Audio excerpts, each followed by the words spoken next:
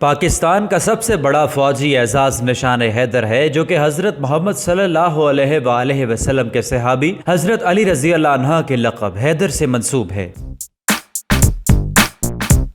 نشان حیدر اب تک پاک فوج کے 10 افسران اور اہلکار لے چکے ہیں۔ آزاد کشمیر میں پاکستان کے نشان حیدر کے مساوی ہلال کشمیر دیا جاتا ہے، جو کہ اب تک ایک اہلکار کو ملا ہے۔ نشان حیدر اور ہلال امتیاز حاصل کرنے والے تمام فوجیوں کو بعد از مرگ یہ اعلیٰ اعزاز دیے جاتے ہیں۔ ان میں میجر طفیل نے سب سے بڑی عمر یعنی 44 سال میں شہادت پانے کے بعد نشان حیدر حاصل کیا۔ باقی فوجی جنہوں نے نشان حیدر حاصل کیا ان کی عمریں 40 سال سے بھی کم تھیں، جبکہ سب سے کم عمر نشان حیدر پانے والے راشد منہاس تھے، جنہوں نے اپنی تربیت میں 20 سال 6 ماہ کی عمر میں شہادت پر نشان حیدر اپنے نام کیا۔ آج ہم انہی شہداء سے متعلق بات کرنے والے ہیں۔